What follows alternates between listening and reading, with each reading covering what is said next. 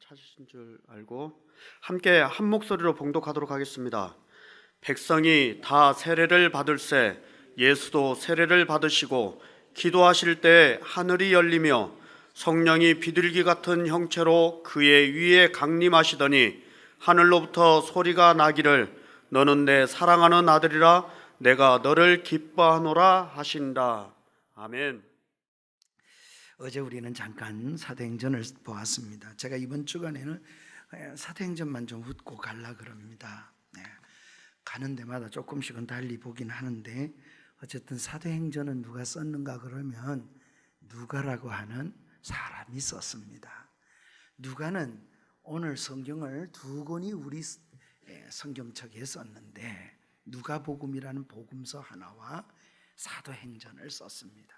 사도행전은 모두가 28장을 썼습니다. 그리고 누가복음은 넉 장이 더 적은 29장을 누가복음을 썼습니다.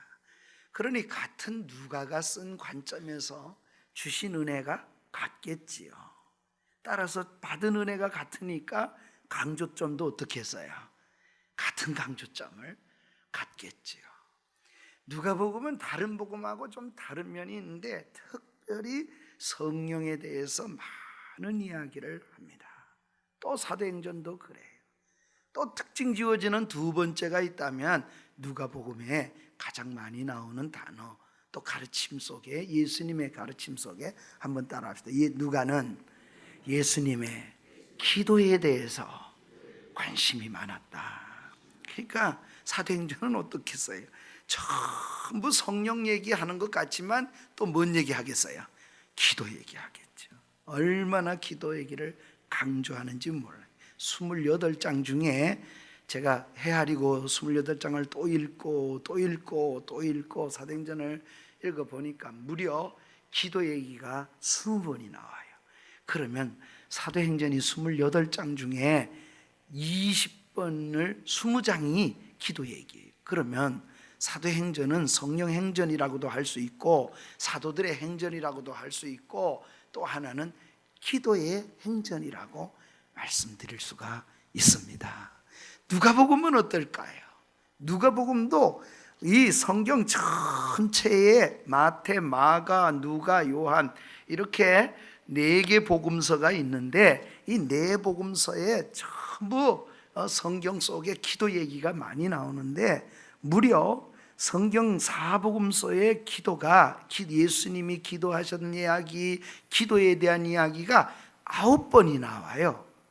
4복음서에 9번이 나오는데 누가복음에 예수님이 기도에 대한 말씀을 하신 게 몇 가지가 나오냐면 4복음서 다 전체에 9가지인데 누가복음에서 7가지가 나와요. 그러면 누가는 기도에 대해서 얼마나 강조하겠어요? 여러분, 그만큼 기도가 강조되고 있습니다. 우리가 한 가지 알아야 돼요. 성령의 은혜에 충만한 삶을 사는데 또 하나 따라서 마치 손바닥과 손등과 같은 게 있는데 그게 뭔가 하면 기도 생활입니다. 할렐루야. 그러니까 기도를 떼어놓고 성령님을 얘기할 수 없고 성령님을 얘기하면서 기도를 떼어놓을 수가 없어요.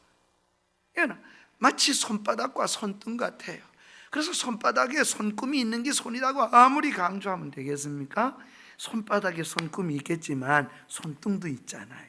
믿음의 생활이 똑같습니다. 믿음 얘기하는 것 같지만 그 믿음 속에도 사실 어떤 믿음이냐, 어떤 분은 야고보서를 읽고 우리 부목사님이 설교하는데 제가 요즘에 이렇게 들어보니까 계속해서 여러분 행위를 잘 가져야 됩니다. 행위 야고보서는 행위의 강조점이라는 거예요. 저는 그 복음을 읽으면서 그게 그렇게 행위인가? 야고보 전체가 5장까지인데 그래서 다시 또 읽고 또 읽고 야고보서를 한번 강렬하기 위해서 올려놓으려고 있습니다. 5장까지니까 예수 그리스도의 종 야고보는 흩어져 있는 12지파에게 문안하노라. 내 사랑하는 형제들아, 너희가 여러 가지 시험을 만나거든 온전히 기쁘게 여기라. 이는 너희로 하여금 구비하여 부족함이 없게 하려 함이니라. 너희가 지혜가 부족하거든 후히 주시고 꺼지지 아니하시는 하나님께 구하라. 여러분 5장까지 내용을 읽고 또 읽고 제가 준비하다 보니까 찾고 있다 보면 뇌리처럼 외워지게 되는 것처럼 들어오잖아요. 누가는 결코 야고보가 행위 강조했다고 저는 생각 들지 않아요. 야고보는 기도를 얘기하는 거예요. 왜요? 야고보서를 가만히 봐도 여러분 얼마나 센 설교예요. 예? 야고보서를 보면 시작부터 시험 만났습니까? 아이고 권사님 시험 만났어요. 집사님 얼마나 힘드시겠어요. 제가 기도 같이 하겠습니다. 힘내세요. 용기 가지세요.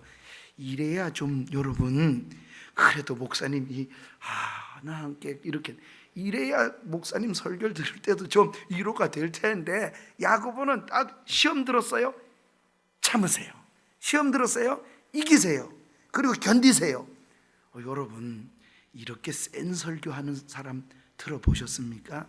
야고보 보면 전부 명령적으로 센 설교 같아요. 그런 목사님 좋아할 사람이 몇 사람이 있겠어요? 그런데도 야고보는 그래요. 그러나 왜 그럴까요? 야고보가 그렇게 하는 이유가 있어요. 정말 시험에서 우리가 이길 수 있어요? 우리가 시험에서 이길 수 있는 힘이 있어요? 그래서 없다는 것을 알게 하는 거예요. 우리가 말에 실수가 없는 사람이 어디 있겠어요? 할 수가 없어요. 어떡합니까? 할 수가 없으니까 주여 엎드리는 거지. 그래서 시작도 기도 얘기가 1장 5절에 나오고 마지막 5장에 보면은 너희 중에 병든 자가 있느냐 이렇게 시작하는 거지만 마지막이 기도 얘기로 끝나는 거예요. 그래서 시작도 기도 얘기고 끝도 기도 얘기를 하는데 구약에 기도 왕자 누굴 선지자 중에 뽑을까 하다가 한 사람을 선택해 가지고 야고보서에 기록했는데 그게 엘리야예요. 엘리야가 대단한 사람이라고 선지자를 생각하니까 여러분 야고보는 그렇게 말하지 않아요. 우리와 성정이 같은 사람이로되 그가 비 오지 않기를 간절히 기도한 즉 비가 오고 또 오지 않기를 위해 기도한 즉 3년 6개월 동안 오지 않고 간절히 비 오기를 기도한 즉 비가 왔느니라. 어떻게 하라는 겁니까? 우리와 똑같다는 거예요. 엘리야가 다른 사람이 아니래. 평범한 데서 누가 뛰어넘을 수가 있느냐. 그 평범을 누가 이 유약한 속에서 정말 뛰어넘는 하나님의 복을 누릴 수가 있는가. 기도해라. 기도가 엘리야 되게 만드는 거라는 거예요. 그러니까 기도 얘기입니다. 실상은 문헌에도 보면 야고보는 별명이 하나 있었대요. 예수님의 동생 야고보 별명이 뭐니? 무릎이 낙타 무릎이었대요. 왜 낙타 무릎이 됐겠어요? 하도 비벼대니까 하나님 아버지 앞에 엎드려서. 그런 사람이 행위 강조하겠습니까? 그렇지 않습니다. 깊이 들여다보면 믿음이 있기 때문에 기도하는 거예요. 믿음으로 믿음. 우리는 하나님 아버지 앞에 기도로 나아가야 될 줄로 믿습니다. 성령 충만하면 약속대로 오신 성령이에요. 그래서 성령님은 진리 가운데로 인도하고 진리가 기억나게 하세요. 여러분 이렇게 집회를 열었지만 주일 말씀을 듣고 또 말씀을 묵상하고 여러분이 가슴에 계속 담고 또 담고 그러셔야 돼요. 그리고 그 약속을 붙잡고 정말 믿는다면 정말 그 말씀이 주일날 전해준 목사님의 말씀이 하나님의 말씀이야 이렇게 확신이 서거들랑 주의 말씀을 붙잡고 엎드리시기 바랍니다. 기도하는 거예요. 하나님이 그렇게 사용하시는 거예요. 그 약속 붙잡고 기도하라. 오순절날 성령님이 어떤 면에서 보면 한 면으로 보면 기도 열심히 했을 때 왔어요. 또 기도하라 그랬잖아요. 제가 어제는 엄격히 말하느라고 기도를 좀 뒤로 미루게 얘기를 하고 약속 때문에 왔다는 걸 강조했습니다. 그렇습니다. 여전히 하나님의 약속이 우리에게 주어지는 거예요. 그러나 그 약속을 정말 받았으면 하나님 앞에 엎드려 기도해야 될 줄로 믿습니다. 하나님은요, 하나님의 일을 그렇게 하시는 거예요. 혼자 하실 수 있어도 함께 하기를 원하셔요. 예. 우리가 그래서 하나님을 한번 따라서요. 하나님을 체득적으로 알게 하신다. 하나님을, 그래, 우리 하나님 그런 분이, 이걸 동행이라 그래요. 예. 이 동행이에요. 지식으로 아는 게 아니에요. 하나님은 그렇게 하는 거예요. 하나님은 그렇게 알아가야 돼요. 미국의 대통령이 전엔 오바마였죠. 오바마 대통령 모르는 사람 있어요? 다 알잖아요.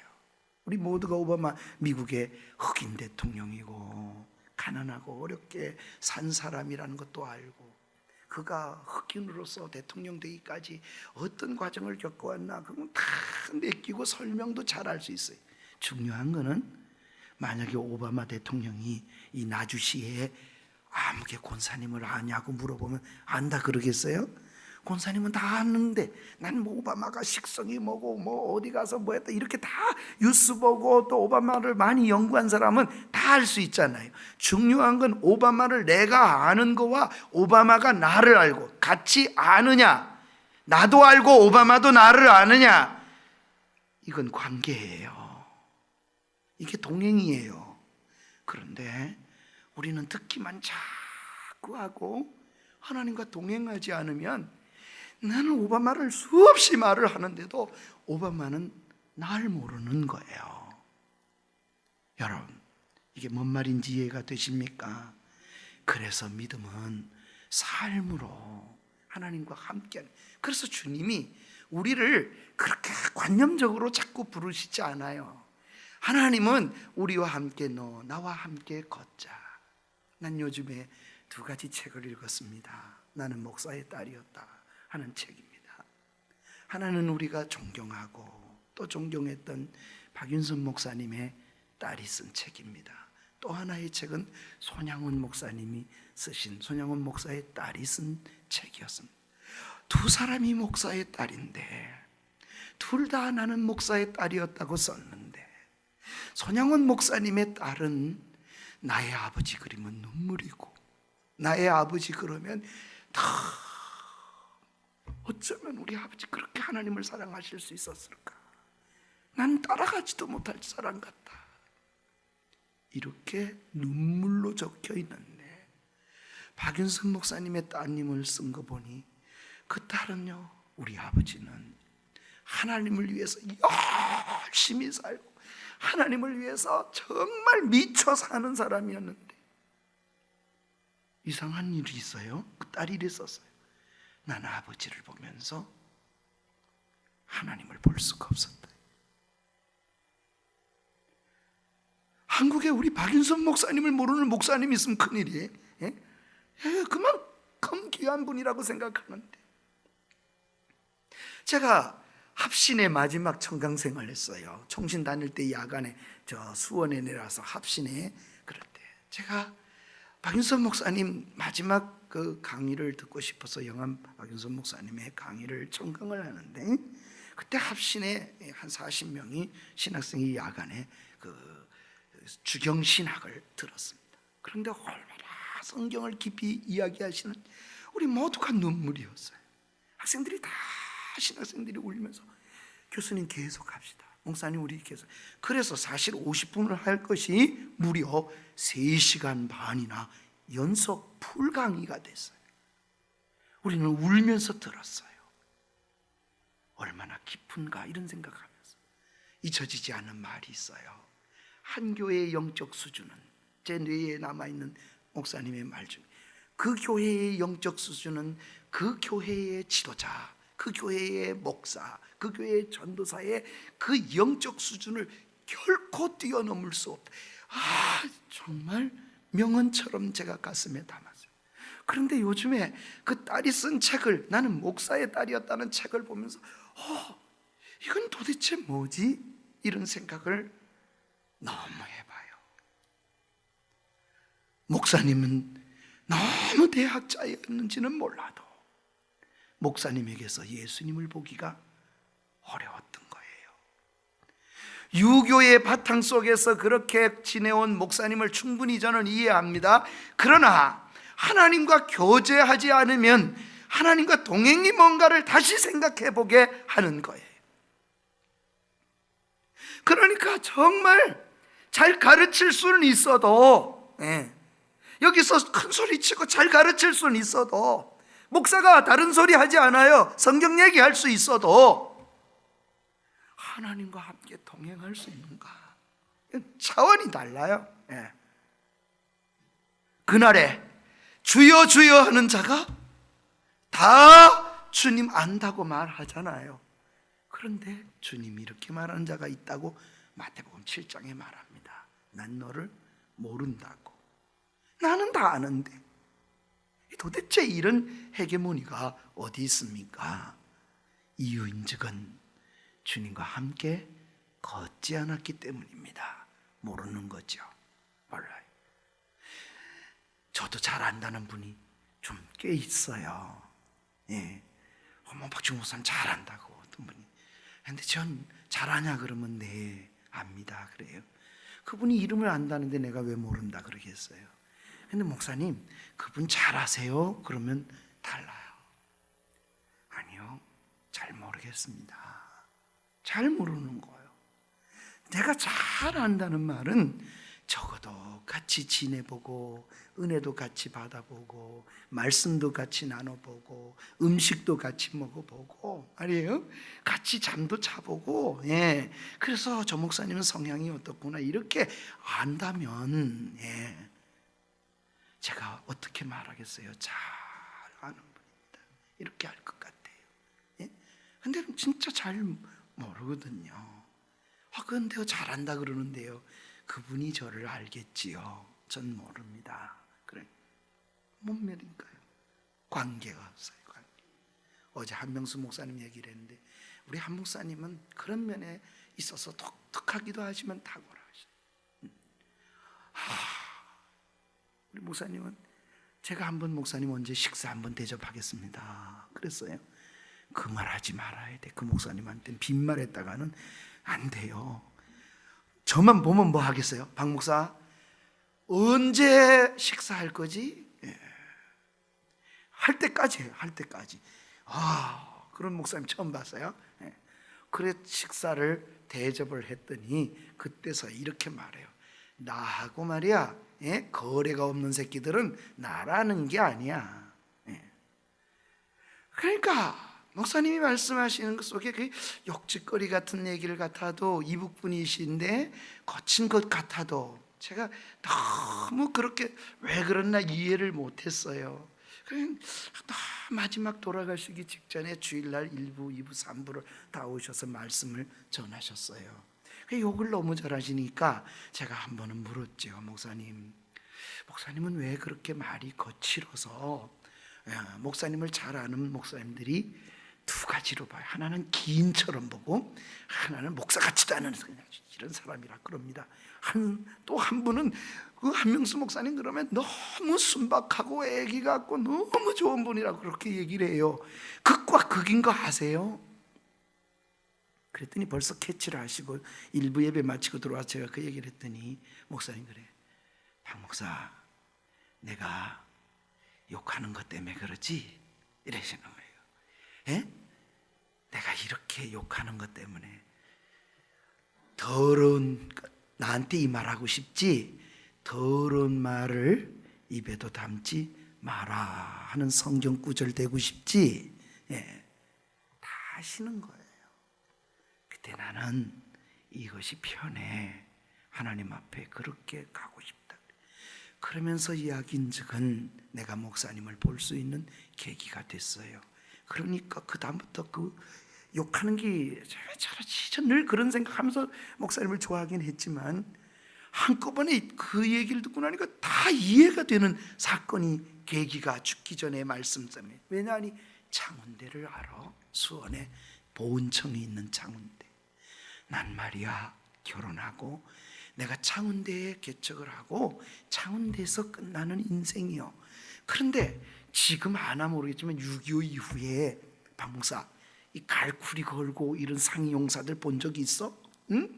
전쟁통 이후에 창원대는 그 보훈청 옆엔 전부 과부들이 살고 기껏 사는 저 전쟁에 팔 잃어버린 사람 갈쿠리 달고 다리 쩔룩거리고 다 그런 사람들이요. 우리 교회는 다 그런 교인들이요. 응?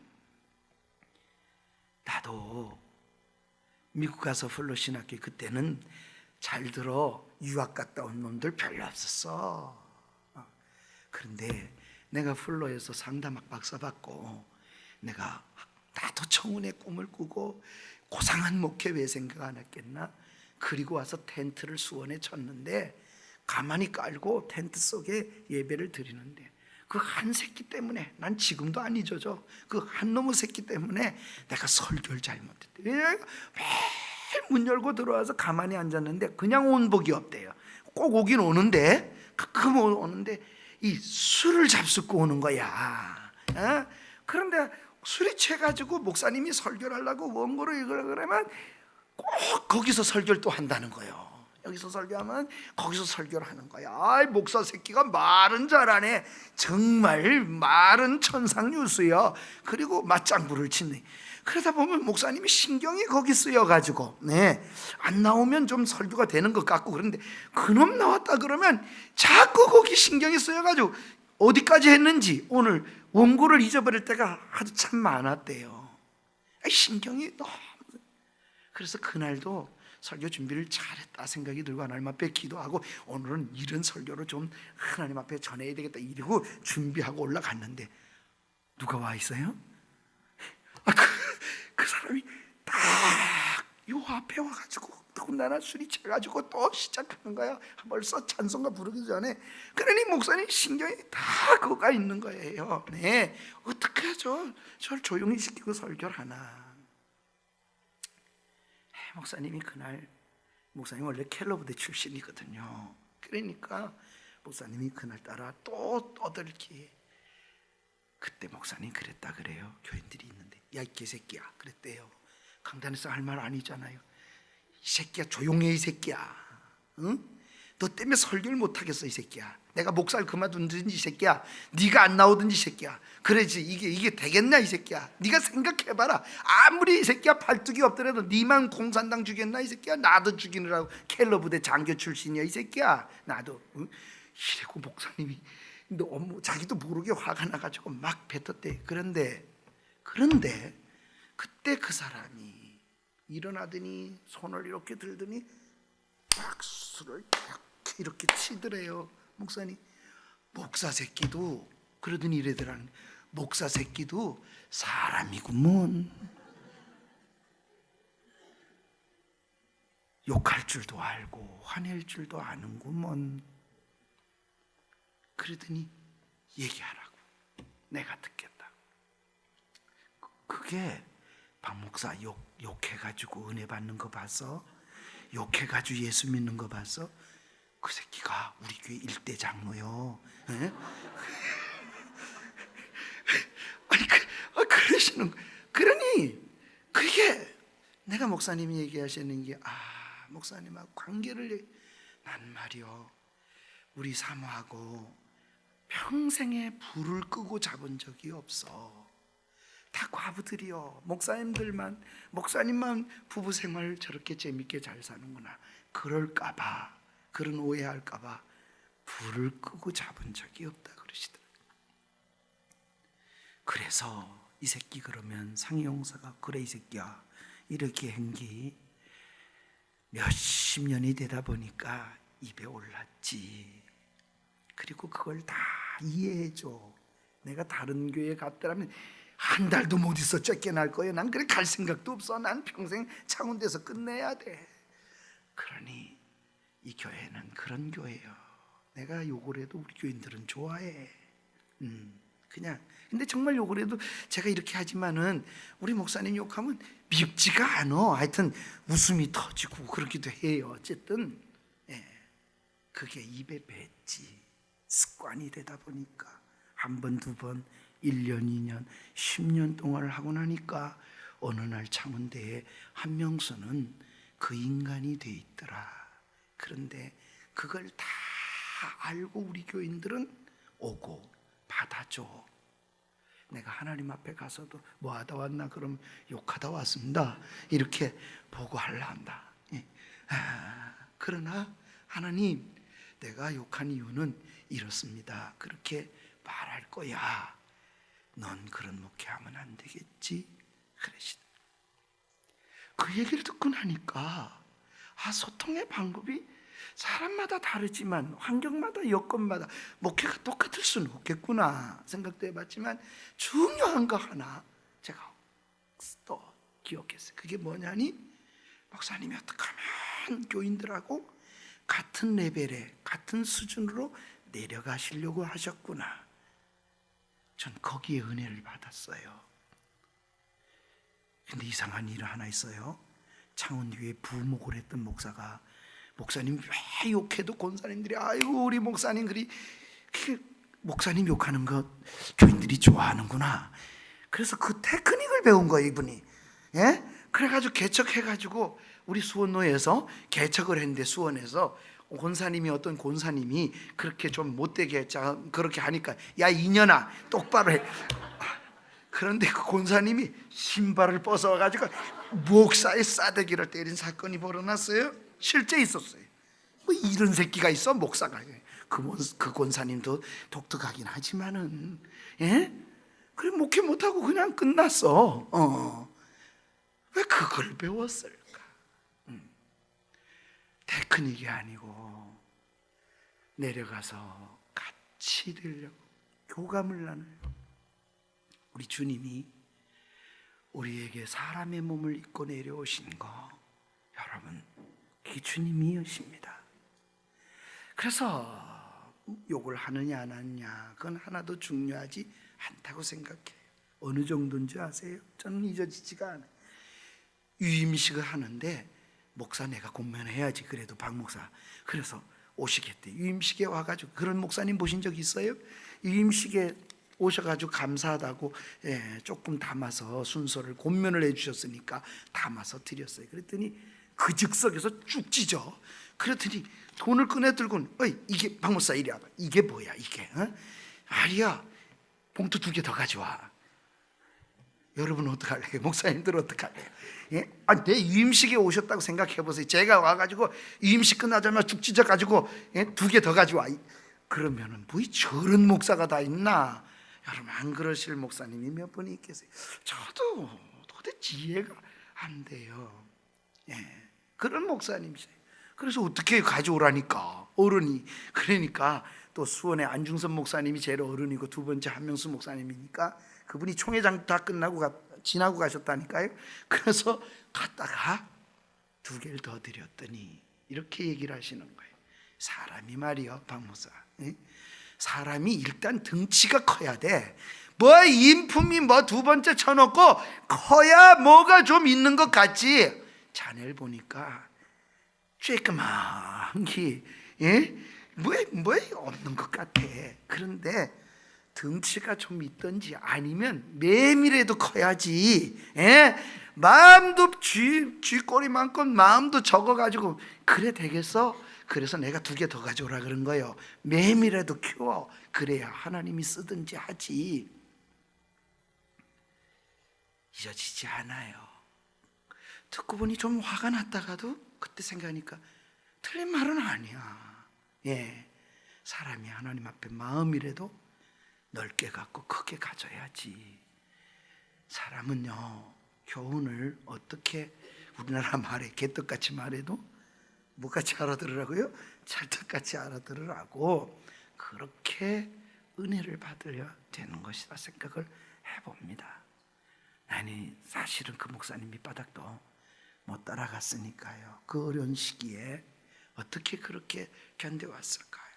여러분, 말씀이 우리 속에 와서 그게 능력이 되기 위해서는 그 말씀을 붙잡고 주님과 치열하게 기도해야 될 줄로 믿습니다. 사역이 이루어지기 위해서는요, 우리 주님을 가만히 왜 이 구절을 읽을까? 그렇지만 우리 주님이 사역을 시작하시는 그 부분이에요. 대관식이라고도 하고 세례받는 그 시기예요. 목사님들은 다 대관식이라고 얘기를 하죠. 그러나 사실은 주님이 사역, 지금까지는 이 땅의 요셉의 아들, 마리아의 아들로서의 충성스럽게 살아온 주님이시라면 이제 아버지의 뜻을 이루려고, 하나님 뜻을 이루려고 시작하는 주님의 그 사역의 시작점이 바로 오늘 읽은 말씀입니다. 주님은 우리가 목사님이 되셨든, 여러분 권사님이 되셨든, 집사님이 되셨든, 장로님이 되셨든 사역으로 초대를 받는 거예요. 우리가 누가 우리의 본이겠습니까? 한 목사님이 욕했으니 욕하는 거 배우겠습니까? 아니면 거룩한 것 모습을 갖고 있으니 그 목사님 배우겠습니까?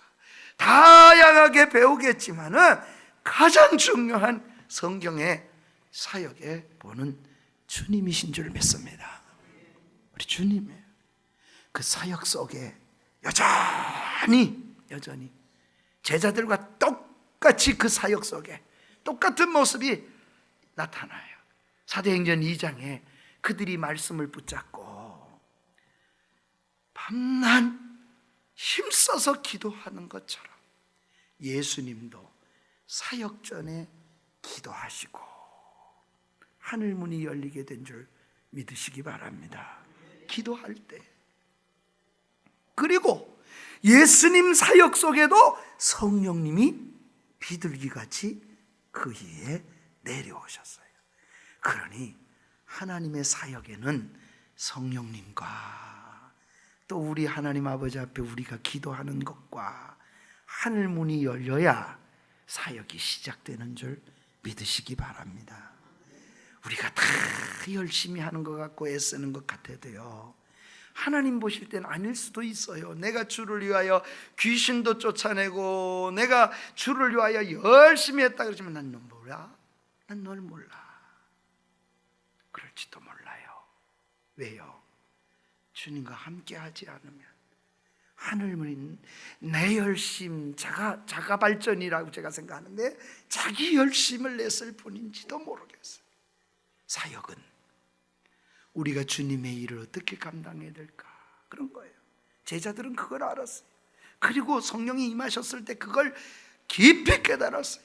그리고 사역에 뛰어드는 겁니다. 성령의 은혜로. 그리고 부족하기 때문에, 해볼라 그러지만 힘이 없기 때문에 결심도 하고 주를 위해 죽겠습니다 했지만 그 결심 가지고 안 된다는 걸 알기 때문에. 왜? 힘이 없어요. 아무리 우리가 결심을 해도 이겨낼 재간도 없고 참아낼 재간도 없고, 더 조금 더 참고 덜 참고 뭐 이건 있을지, 인간의 길이 차이가 있을런지 몰라도 하나님 보시기에는 도토리 키 재는 거지 아무것도 아니요. 예? 그러나 하나님 보실 때 정말 사역은 하나님에 의해서 은혜로 되어진다는 것을 확신하게 하는 겁니다. 믿습니까? 그래서 놀래요. 누가? 기도한 사람도 놀라고 계속 제자들이 놀라는 거예요. 제자들도 이야, 하나님이 하시는구나, 하나님의 은혜를 더 의지해야 되겠구나. 여러분, 그렇게 되어져야 참 믿음으로 서가게 될 줄로 믿습니다. 그러지 않으면 이상해집니다. 교회를 하면 할수록, 일을 많이 하면 할수록, 교회를 지으면 많이 지었다고 더 그것 때문에 자랑하다가 망하는 사람도 많이 봤어요.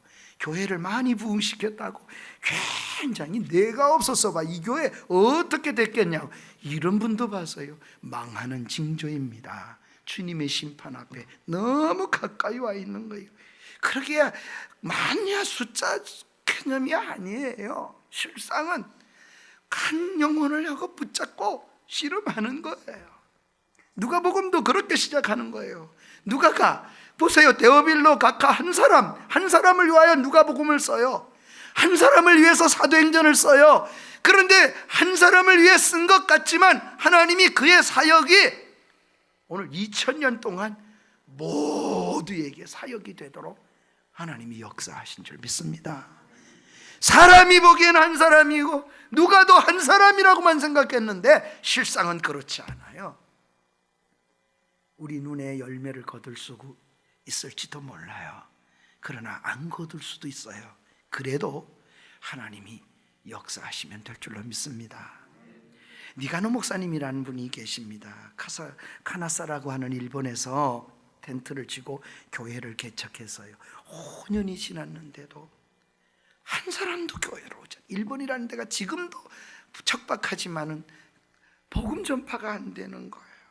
5년이 지났는데 어느 날 저녁 예배가 된데 한 사람이 찾아왔어요. 청년이 찾아왔어요. 찾아온 청년의 이름이 가가와 도요이코라고 하는 친구였습니다. 그래서 너무 반갑잖아요. 개척을 하면 한 사람이 들어오는 게 얼마나 반가워요. 그래서 말씀을 증거하고 이 청년과 함께 식사를 하려고 초대를 한 겁니다. 근데 이 청년이 식사를 몇 수저 뜨더니 기침을 하기 시작하는데 굴럭굴럭 하더니 목사님이 같이 식사하려는 사람, 그 사람이, 이 청년이 갑자기 입을 막는데 피가 확 나오는 거예요. 폐병 환자였어요. 지금은 폐병이 그렇게 대단하지 않은 것처럼 여기지만 당대만 해도 굉장히 큰 병이고 옮기는 병이에요. 목사님이 얼마나 당황했어요. 그렇게 적었어요. 하필이면 하나님, 그 많은 사람 중에 한 영혼 보내달라고 그렇게 기도하고 엎드렸는데 한 영혼 온기 너무 반가웠는데 그 반가운 기 결국 폐병 환자입니까? 어떻게 할까? 내쫓아버릴까?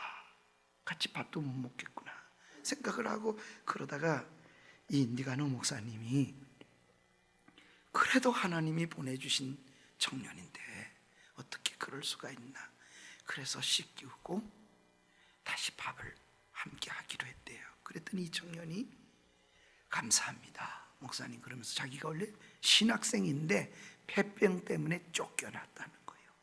신학교 못 다니게 해서 나왔대요. 그래서 주님을 지나가다가 이 교회를 보고 들어오게 되었노라고. 그래, 내가 여기서 신앙생활을 할 수 있도록 목사님 그렇게 허락해달라. 이 청년이 듣고 보니까 더 불쌍하기도 하고 또 듣고 보니까 더 주님의 마음이 생겼어요. 그래서 이 나가노 목사님이 밥 먹다가 이 청년을 붙잡고 엉엉 우는 거예요. 주님, 자기 생각해봐도 한 영혼 보내달라고 그렇게 기도했는데 한 영혼이 찾아온 게 폐병 환자, 한 영혼이라는 게 그저 그러니, 그래서 자기를 생각해도 한심하고 또 이런 사람 데리고 목회를 해야 되나 이 생각도 들고, 또 이 청년은 자기 처지와 그렇게 받아주는 목사님의 그 사랑 때문에 또 둘이서 엉엉 울며 하나님께 간절히 기도했대요. 놀라운 사실은 그날 이 나가노 목사님과 함께 기도했던 이 참으로 청년이 가가와 도요이코가 바로 폐병이 그날부로 하나님 완전히 낫게 하신 줄 믿습니다.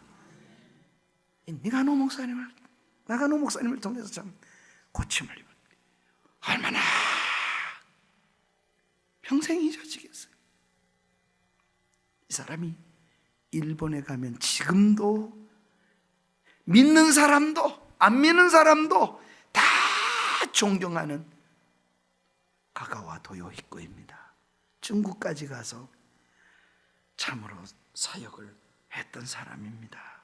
이 청년이 나중에 큰 일본에서 영향력을 끼치는, 믿는 사람과 안 믿는 사람 모두에게 이야, 예수 믿는 사람은 저래, 이렇게 알려지게 된 가가와 도요이코라는 사람이 바로 이 사람입니다. 나가노 목사님이 목회를 못 하셨나요? 그렇습니까? 아니요, 달란트대로 다 하셨다고 생각해요. 하나님이 쓰신, 우리는 어디에서 어떻게 쓰일지 몰라요. 그냥 그 자리에서 최선에 쓰여지면, 그릇대로 최고로 쓰여지면 전 그게 하나님의 일이라고 믿어요. 그래서 강원도 있을 땐 강원도 있는 대로, 탄광촌에서는 탄광촌대로, 또 개척할 땐 개척하는 대로, 또 지금 이 자리에 옮겨놨을 땐 지금 있는 자리에서, 제가 그랬죠, 한 영혼이라 여자,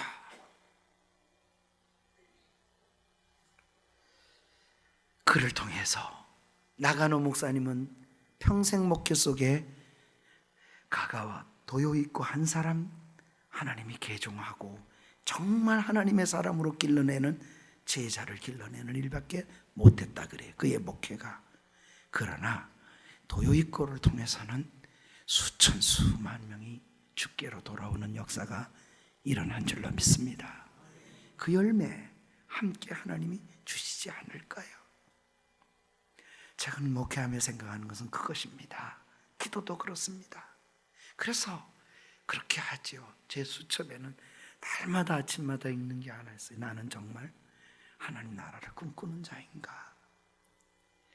내가 정말 목사로서 하나님 나라를 정말 내가 하나님 나라 이렇게 좋습니다 이러면서 난 정말 가고 싶어서 하는 사람이냐? 내가 정말 하나님 나라를 날마다 꿈꾸는 자인가? 두 번째로는 나는 꿈꾸면서 하나님 나라에 대한 그 꿈을 교인들하고 공유하는가? 난 교인들이 내가 꿈꾸는 그 하나님 나라를 정말 교인들도 함께 꿈꾸게 하는 자인가? 내가 목회자가 아니면 전 그게 아마 내 노트에는 기록되지 않았을 거예요. 제가 다 외우지만은 만날 펴놓고 새벽에 기도 전에는 하는 이유입니다. 난 교인들을 정말 내가 그렇게 사랑하는 주님, 내가 그렇게 기뻐하는 하늘나라, 그 나라를 함께 기뻐하고 함께 꿈꾸게 하는 자인가? 세 번째로는 나는 거기에 대한 컨텐츠가, 그 꿈에 대한 컨텐츠를 날마다 준비하고 있는가?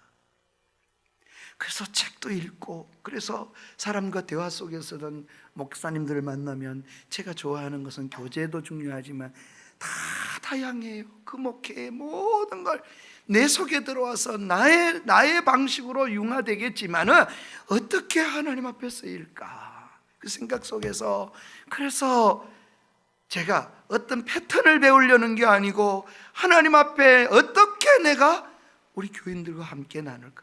전 그게 제 걸음이에요. 그러다 보니까 중국인 사역도 하고, 그러다 보니 필리핀 사역도 있고, 우리 교회는 그래서 필리핀 사역을 안에서 하다가 이제는 같이 할 수도 없고, 교인들 때문에 밖에다가 시내 2층에 80평을 아예 얻어서 시내에서 중국인들도 월요일부터 토요일까지는 거기서 아예 사역이 일어나요. 80평이 개척교회 하다가 그래서 두 군데 80평씩 얻어가지고 그 남부전원교회 선교센터라 그렇게 해가지고 거기서 사역이 일어나고 주일날은 또 공감대로 모이고, 어쨌든 그렇게 그저 꿈만 꾸는 거예요. 제가 하는 게 아니에요. 거긴 스태프들을 집사님들이 하는 거예요. 수고로. 그러니 주일날 예배 드리고 거기 가서 사역하는 거예요. 영어 되시는 분은 거기 가서요. 목사도 영어 잘 못해요, 저도. 그러나 제가 있는 곳이 송탄 지역이고 옛날 송탄시거든요. 그러니까 거기는 미군들 상대해가지고 살던 집사님들이 많기 때문에 생활 영어는 다 돼. 하다못해 일반적인 뭐 소통 영어는 다 하시거든. 그러니까 거기 가서 섬길 수가 있는 거예요. 그럼 그분들은 필리핀 섬기고, 또 영어가 중국어가 필요하신 분들은 연구, 삼성 연구나 또 LG 연구실에 있는 분들은 거기 가서 섬기고, 그래서 자기들 중국어 나중에 같이 한쪽만 은혜가 되는 게 아니에요. 너무 은혜가 되는 거예요. 제가 오기 전에 우리 대사관에, 몽골 대사관에 나가 있는 우리 김지사님이 전화가 왔어요. 목사님, 외교관인데 너무 감사해요. 몽골에서도 중국어를 쓸 수 있는 게 너무 행복해요. 제가 만일에 남부전원교회에서 그 섬김이 없었으면 중국어를 이렇게 유창하게 내가 어떻게 하겠어요, 학원 가서. 그러나 그렇게 그걸 위해서 내가 한 게 아닌데 이렇게 잘 쓰일 줄은 상상도 못했습니다. 여러분, 중국인이 하는 겁니까? 하나님 그렇지 않아요. 결국은 자기 유익에 감사를 또 해. 그러니까 길만 여는 거예요. 자꾸 열어줘. 나머지는 하나님이 때에 맞게. 그 모든 교회가 그렇게 함께 한다고 난 우리도 해보자 그렇게 될까요? 난 아니에요. 환경도 맞아야 되고 여건과 하나님이 그 문에 주는 거예요. 컨텐츠가 있는 거예요. 더 중요한 거 하나 질문이 있어요. 나는 그렇게 정말 꿈꾸는 하나님의 나라를 향하여 내가 정말 코스트를 지불하고 있는가? 값을 지불하고 있는가? 꿈만 꾸면 뭐해요? 그거에 대해서 희생하고 거기에 대해서 정말 하나님 앞에 값을 치러야지요.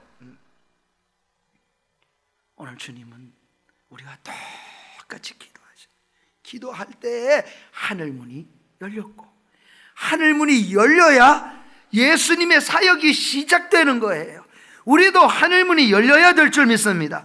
모든 교회 일마다 하늘문이 열려야 돼요. 그래야 심령이 살아나고 그 일이 건축한다 그러지만 건축하는 게 목적이 아니에요. 건축보다 더 중요한 그 올라가면서 내 영적 건축이 함께 일어나야 될 줄로 믿습니다. 그렇지 않으면 끝까지 건물, 여러분 이렇게 아름다운 예배당을 지어놨는데 너무 복되죠. 우리가 예배 드리니까 복되지. 이게 만약에 여기에 예배 드리지 아니하고 영국처럼 술집이 여기 술 마시는 데 된다면 이 건물이 무슨 의미가 있겠어요? 그러니까 중요한 것은 언제나 하나님 앞에 내적으로 우리가 어떻게 만들어져 가느냐, 거기엔 반드시 하나님은 함께 하시, 함께 우리와. 그리고 우리 보고 너 잘했어. 우리 아이 때 그러잖아요. 예? 저도 손주가 있는데 이 손주가 요즘 처음 걸을 때 그 손주 자랑하면 안 된다 그러잖아요. 너무 이쁜 거예요. 보니까 네 진짜 이뻐요. 그건 몰랐어요. 인천 제2교회 이건양 목사님이 박 목사 정말이요 아들보다 손주가 더 이쁘다니까. 예? 그래, 에이 목사님 그만 자랑해요. 그러니까 아니래, 이다음에 아들 빨리 장가 가거든. 정말 보래, 너무 예쁘대. 얼마나 좋아하는지. 인천 제2교회를 한번 여러분 새로 잘 지었어요, 이건양 목사. 그런데 장로님이 절 데리고 수석 장로님이 당회실에 집회를 갔더니 안내를 하는데 똑같다가 당회실, 우리 목사님은요 장로들이 좀 석석이면요 다른 데 안 봐요. 속썩이는 장로 안 쳐다보고 그 앞만 쳐다본대. 앞에 뭐가 있을까요? 예? 손주가 활짝 웃는 사진 대형 걸릴 것처럼 하나 걸어놨더라. 너무 기뻐서 쳐다봐. 아마 다 그럴 거라고 생각해. 그런데 자랑할 때 보세요. 자기만 손주 있는 것처럼. 그리고 한 발자국 걸은 거 보고 얼마나 좋아해요. 박수치고 한 발자국 뗐다고. 아니 한 발자국 뗀 게 뭐 이렇게 대단해요. 날마다 걸어 다니는 분이. 예? 그런데 그게 그렇게 그 아이의 수준에서 지금 바라보기 때문에 귀엽고 사랑한 거예요. 잘 걷는 어른에 놓고 뵈면 그게 뭐예요? 아이고 한심한 놈, 한 발자국 떼고 이러지 않아요. 우리 주님이 우리를 다루어 가실 때도 그러실 줄 믿습니다. 그러나 그렇게 하면서 점점 성숙해서 주님의 나라의 큰 일꾼으로 세워가시는 거예요. 여러분 이걸 가슴에 잘 담으셔야 돼요. 기도해. 성령이 오신다는 약속을 부여잡고도 기도해야 돼요. 다 알면서도 기도해야 돼요. 기도하다 보면 여러분 힘들고 기다리고 뭐 기도한 대로 금방 주면 얼마나 좋겠어요. 우리가 초신자 때는 또 여러분 선교사님들도 가보면 그저 개척할 때도 기적이 더 많은 것 같아요. 제가 볼 때는 선교지에도 기적이 많이 일어나. 왜 그럴까 가만히 생각해 보니까 하나님 사랑이 없어서가 아니에요. 그때는 안 거들어주면, 한 발자국 뗐는데 박수 안 쳐주면 이놈이 그렇게 잘 걸을까요? 웃잖아. 넘어졌다가도 울다가도 막 박수치고 잘 걸었다 그러면 또 있나? 걷잖아요. 또 넘어지더라도 또 걷지. 마찬가지로 하나님께서 우리를 다뤄 가시는데 그렇게 하시는 것 같아요. 그러니 더딜지라도 우리는 엎드려 기도해야 될 줄로 믿습니다. 모든 사역이, 내 모든 일이 바울 말대로 내가 먹는 것, 마시는 것, 자는 것까지도 모든 것이 다 하나님의 영광이 되도록, 사역이 되도록 여러분 그렇게 쓰여지기 위해서 주님께 간절히 기도해야 될 줄로 믿습니다. 하나님이 함께 하시는 거. 기도한다지만 우린 늘 부족해요. 저희도 부채가 거의 40억까지 올라갔어요. 40억 올라가면요, 장로님들이 아무래도 이게 뭐 저희도 큰 도시도 아니니까 목사님 이자 대기가 바빠요. 예, 우리가 주차장을 하는데도 기도하고 목사님 그 헌금을 해야 되지 않겠습니까? 아, 해야지요. 작정 헌금 언제 하실래요? 우리 장로님들이 14분이거든요. 그냥 제가 14분이 다 한마디씩 하면 목사는 혼자잖아요. 예? 그래서 제가 눈을 지그시 감고 해야지요. 그럼 또 한마디씩만 하면 14분이 말하면 몇 마디예요? 예? 계산이 안 돼요? 야, 그 목사님들 다 그렇지만 저도 그렇죠. 나이 많은 장로님도 계시고 저보다 젊은 분도 계시고 기도해야지요. 그리고 헌금. 그랬더니 또 이 빠른 장로님도 있잖아요. 목사님 지난 몇 년 동안에 목사님이 헌금 설교 몇 번 한 줄 아십니까? 난 하고도 모르겠어요. 몇 번 했는지. 그런데 그것도 헤아리더라고. 다 헤아가지고 목사님 헌금을 이렇게 설교를 많이 안 하셔요. 헌금 설교를 해야 헌금이 나오지요. 네? 그래서 알았습니다. 헌금 설교 열심히 해야지요. 그래 놓고는 또 안 해요. 왜? 그냥 제가 하나님 앞에 생각하는 작정 헌금 언제 할 겁니다. 언제 할 겁니까? 무려 그 이야기를 당회를 듣고 1년 4개월 동안을 작정을 안 했어요. 매달 당회 할 때마다 레파토리가 똑같은 레파토리가 나오는데 저도 무겁지요. 그러니까 아직은 아닙니다. 여러분 아세요? 그 시간 하나님과 함께 해야 할 시간. 우리 기도 안 하는 게 아니에요. 기도하십시다. 하지만 하나님과 함께하는 시간. 하나님이 하나님의 일을 하신다는 것을 기다리는 시간. 그건요 쉽지가 않아요. 아기가 뱃속에 잉태가 됐어요. 한 달 만에 왜 안 나오나 이놈 열어봅시다. 그럼 되겠습니까?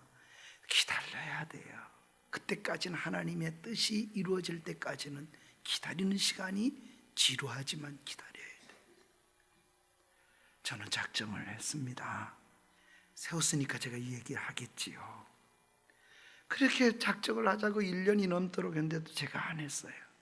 그리고 1년 4개월이 지난 수요 예배에 이렇게 저희 수요일 날은 그렇게 많이 올라오지를 못하거든요.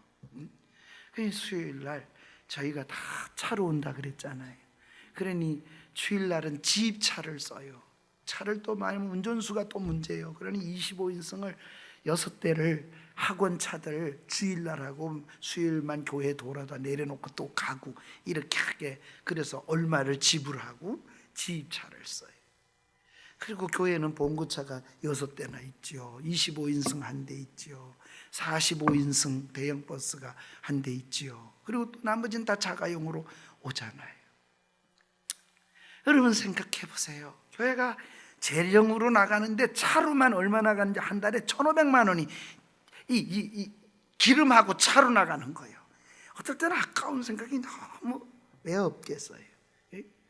그러니까 맨 똑같아. 사역자 첫째 주는 사역자들 사역비 나가고, 둘째 주는 차량 나가고, 세 번째는 이자 나가고, 네 번째는 교회 경상비 나가고. 조금만 삐끗하면 교회가 이게 뭐 우리 교회는 모래알 같아요. 그냥 흩어지고 공중분해될 수밖에 없어요. 걸어서 올 수도 없다니까요.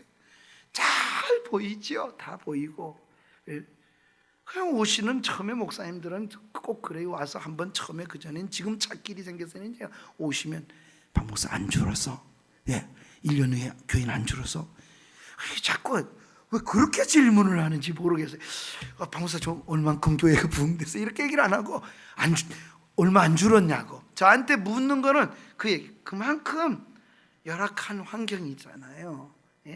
생각하면 그래요. 감사하죠.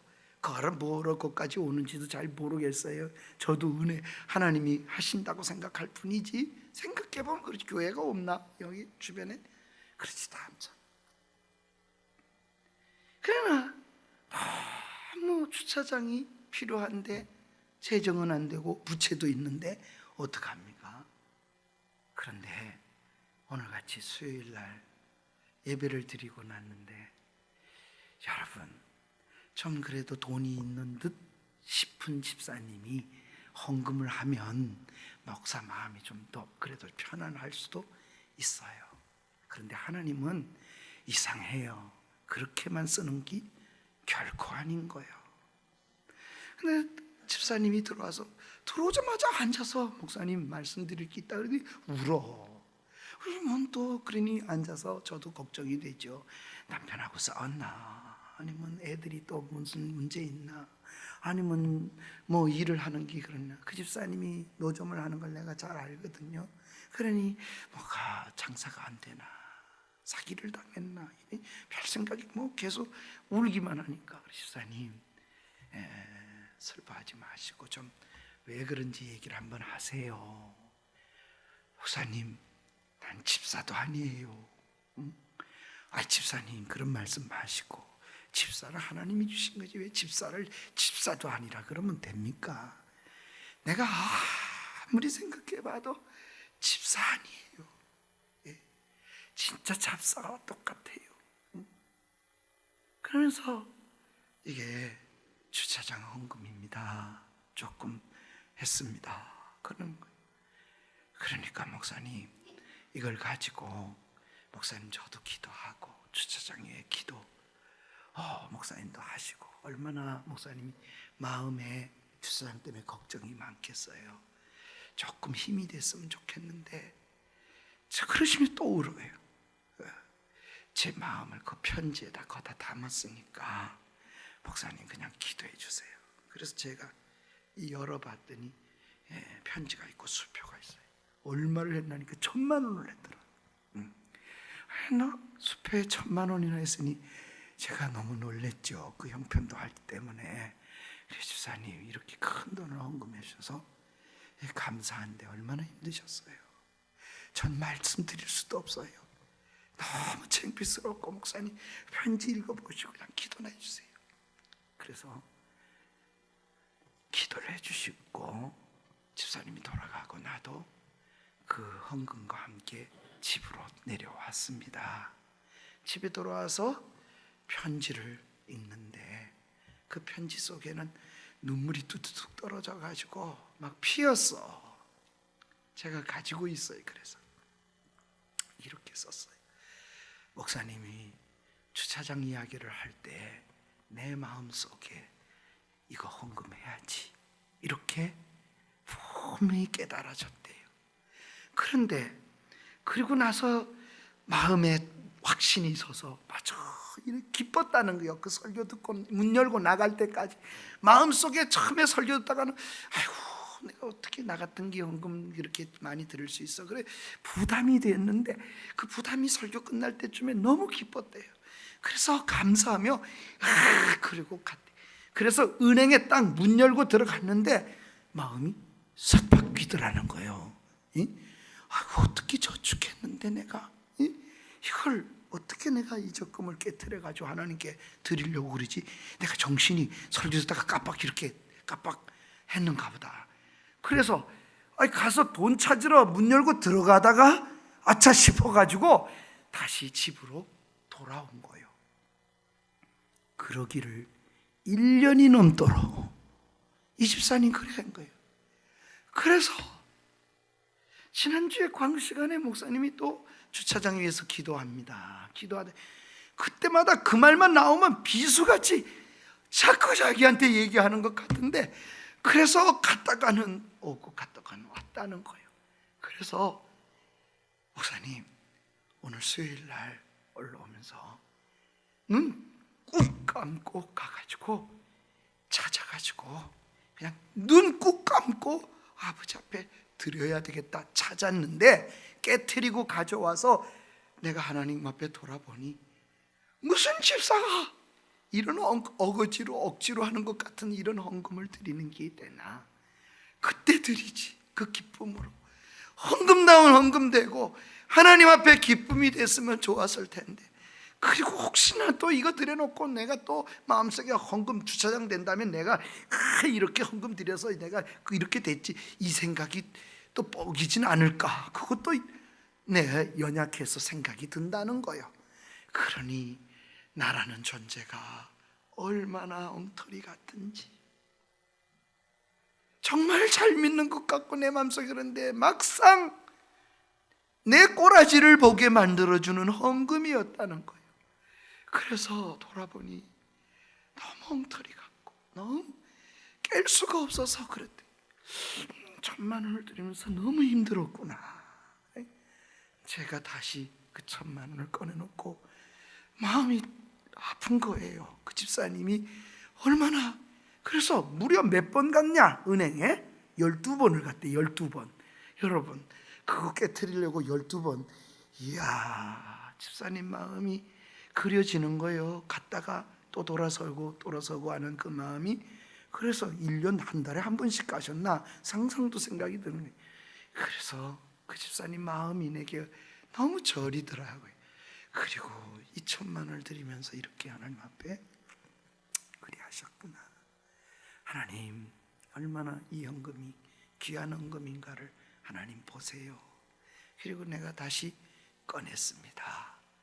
그런데요, 제가 공을 잘못 셌어요. 1,000만 원이 아니고 1억이더라고. 저도 놀랐어요. 노점하는 집사님이 1억을 저축하는데 얼마나 몇 년을 했을까, 이 생각을 해봤어요. 어디에 쓰려고 이걸 했는지는 모르지만 그렇게 한 집사님, 그 1억을 깨트릴 때 그 마음, 그동안에 기도하며 마음 찔리며 무슨 놈의 믿음이, 무슨 놈의 결정이, 무슨 은혜를 받는다는 게 날만 이러고 왔다 갔다 하지 않았을까. 저는 뭐 다 할 수가 없어요. 그렇지만 내가 전화를 드릴 수밖에 없어요. 집사님, 제가 전화를 드렸지요. 집사님의 마음을 내가 다 헤아릴 수는 없지만 우리 하나님은 그렇게 받지 않겠습니까? 혹 내가 집사님 이름은 거명하지 않겠지만 집사님의 이야기를 혹 설교 시간에 담아내더라도 상처가 안 됐으면 좋겠고, 또 하나님이, 저는 이 시대의 목사로서 가르쳐야 할 사람이기 때문에 교육적으로 삼아야 될 이유도 있기 때문에, 다만 집사님이 그 아픔을 내가 되씹게 하는 것이 아니라는 거, 이건 이해해 주시면 좋겠노라고 그래 편지를 드렸어요. 또 전화를 드렸어요. 그리고 집사님의 오케이를 받고 그 다음 주일날 임시당회를 열고 장로님들한테 그랬어요. 작정헌금 다음 주에 합니다. 이번 주 설교하고 다음 주에 작정하겠습니다. 그리고 강의하던 설교를 접고 하나님께 우리가 드려야 할 정성과 우리의 믿음과 마음에 대해서 설교를 했습니다. 그리고 그 집사님 이야기를 이름은 호명하지 않았지만 이 헌금이 이렇게 드려진 1억이 나는 엘리야의 작은 구름 한 점으로 생각합니다. 우리 모두가 이제는 작정할 때가 되었고, 내가 당회에서는 장로님들 작정하자 그러면서 100만 원이든 200만 원이든 500만 원이든 하나님께 이게 주차장 헌금입니다 그러고 드리면서 작정하자 그랬으면 목사는 달랐을 겁니다. 그러나 하나님이 하실 때까지 기다렸는데 지금이 하나님이 하신 때라고 저는 확신이 왔습니다. 그래서 그렇게 여러분에게 말씀을 드립니다. 다음 주는 볼펜을 하나씩 나눠줄 겁니다. 설교 중간에 작정을 할 겁니다. 그리고 작정을 했어요. 제가 20살에 전도사가 됐다 그랬잖아요. 신학교 문턱도 가보지 못하고 설교 한 번 한 것이 그냥 전도사가 되었습니다. 강원도는 전도사도 안 와. 그러니 목사님 한 분이 그 당시만 해도, 지금은 다 목사님들이 많은데 막 열 몇 교회씩을 당회장을 해야 되는 때이기 때문에 그렇죠. 그러니 제가 그 설교를 하고 장로님들도 그러니 얼마나 미안하시겠어요. 작정 얘기를 하면서 그런 얘기를 하니. 그러니 장로님들 미안하라고 내가 이런 얘기를 하는 게 아닙니다. 때가 됐다는 거, 그리고 목사가 왜 안 했는가 기다리고 있었다는 것, 이걸 설명하기 위해서 우리 모두가 교훈으로 받고 우리가 기다림 또한 믿음이라는 것, 이걸 우리가 언제나 마을보다 언제나 하나님 앞에 함께 움직이는 것, 이것이 목사가 목회하는 방법입니다 하는 걸 알려야 되기 때문에 같이 일어나야지 교훈은. 그래서 그렇게 하고 그 다음 주일 날 작정을 했어요. 저도 놀랐어요. 작정한 거를 우리 집사님, 우리 재정 장로님이 오셨는데, 목사님 기적이 일어났습니다. 작정이 이렇게 많이 들어온 줄은 꿈에도 모르겠습니다. 그랬어요. 우리 교인들 작정이 이렇게 한 적은 처음이래요. 두 번째로 1년이 지나갔어요. 그런데 1년이 지난 후에 우리 재정부장님이 우리 기아자동차 이사거든요. 그런데 군산 사람인데 이 군산 장로님이 오셔서 목사님 또 기적이 일어났어요.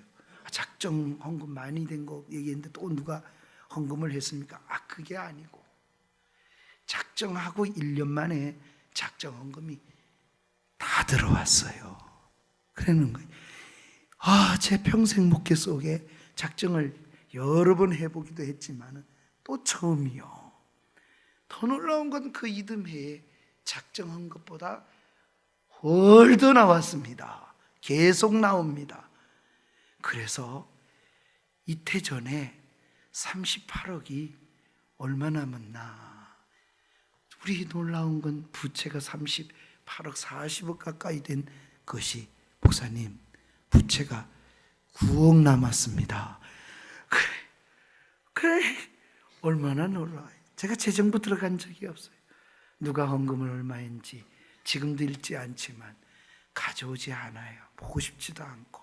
그러나 누가 어떻게 했는지는 모르겠어요. 그러나 한 가지는 분명해요.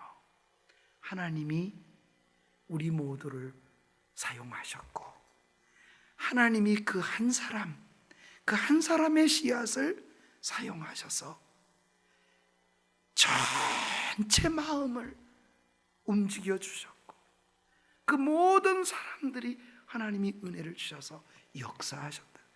우린 지금 비전관을 다시 짓고 있습니다. 그런데 공사 지금도 하고 있는 중에 내려왔습니다. 새롭게 건축할 힘을 얻었어요. 작정하지 않고도 지어갈 겁니다. 하나님이 은혜를 주실 줄로 믿습니다. 기도하고 기다리는 시간, 그 너무 소중해. 사랑하는 여러분, 오늘 하나님 앞에 엎드려 기도할 때 하늘문이 열리고, 그리고 두 가지 결과론적이 나타나요. 우리 주님이 첫째, 이는 내 사랑하는 아들이라 그럽니다. 내 사랑하는 아들이라. 여러분, 하늘로부터 소리가 나서 성령의 충만한 후에 제일 먼저 나타나는 우리 주님의 사역 속의 첫 마디, 한번 따라할까요? 내 사랑하는 아들이니라. 아버지와 우리 주님과의 관계를 선언해 주셔. 나는 내 아들이라. 여러분, 이게 얼마나 큰 축복입니까? 하나님이 나의 아버지. 여러분, 이것이 얼마나 중요한가를 이해하시려면 사복음서를 읽고 또 읽어보세요. 우리 주님이 하나님이라고 부르는 적이 있습니까? 아버지라. 마지막 십자가를 앞에 놓고도, 이 잔을 지나가게 하옵소서 때도 아버지의 뜻대로 이루어지게 하옵소서. 내 아버지가 일하시면 나도 일한다. 아버지와 관계를 얼마나 확실하게 붙잡고 있는가. 한 번도 아버지와 관계를 잃어버리지 않아요. 그만큼 중요해요. 주님은 이 확신을 가지시는 겁니다. 하늘로부터 이는 내 사랑하는 아들이라. 아버지와의 나의 관계에 대한 확신, 일을 얼마나 한 것보다도, 내가 얼마나 헌금한 것보다도, 내가 얼마나 사역에 이런 흔적이 남아있는 것보다도 더 중요한 것,